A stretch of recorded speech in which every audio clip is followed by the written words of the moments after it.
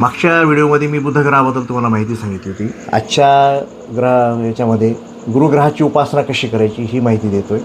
तर गुरुग्रह आपल्या पत्रिकेमध्ये खूप बलवान असतं, खूप गरजेचं आहे. ज्याच्या पत्रिकेमध्ये गुरु बलवान आहे, चांगल्या स्थानात पडलेला, म्हणजे षष्टम, अष्टम आणि द्वादश स्थानं सोडून चांगल्या स्थानामध्ये तो पडलेला, चांगल्या ग्रहांवर पडलेला असतं, तर आपल्याला गुरुबल हे खूप मिळतं. आणि आपल्याला कुठल्या कामामध्ये गुरुबलाची आवश्यकता असते, शुभ कार्यामध्ये गुरुबलाची आवश्यकता असते. त्या गुरुबल आपलं हे खूप पॉवरफुल पाहिजे, स्ट्रॉंग पाहिजे.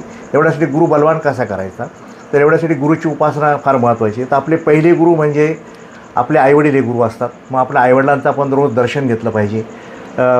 आपल्या आता लग्न झालेल्या काही मुली असतील, पण त्यांचे आईवडील म्हणजे सासू आणि सासरेचे आईवडील असतात.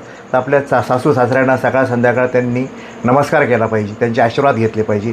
आपले जे गुरुजन आहेत, ज्यांनी आपल्याला शिकवलं आहे, ते वृद्ध गुरुजनांना आपण मधून जाऊन त्यांना भेटलं पाहिजे. त्यांना काहीतरी मिठाई वगैरे काहीतरी अर्पण केली पाहिजे.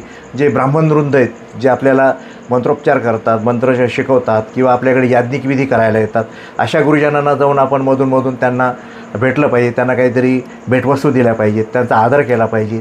पुस्तकं, ग्रंथ, हे चांगले ग्रंथ आपण गरजून लोकांना दान केले पाहिजेत.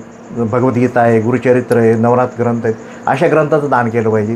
सर्वात महत्त्वाचं म्हणजे आपले आचार विचार पण आपले शुद्ध, पवित्र आणि सात्विक ठेवले पाहिजेत. आपला आहारसुद्धा हा शुद्ध शाकाहारी ठेवला पाहिजे.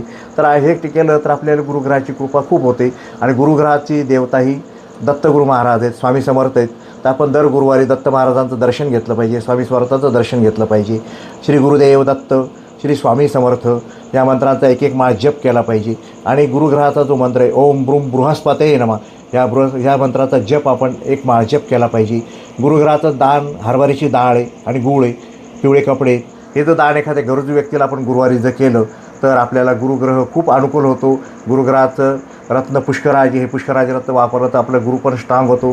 ज्याची ऐपत नसेल पुष्कराज रत्न वापरायची, त्याने एक हळदीची गाठ जरी आपल्या खिशामध्ये ठेवली श्रद्धेने, तरी त्याला फळ चांगलं मिळतं. म्हणून ही गुरुची उपासना ह्या पद्धतीने करा. श्री स्वामी समर्थ.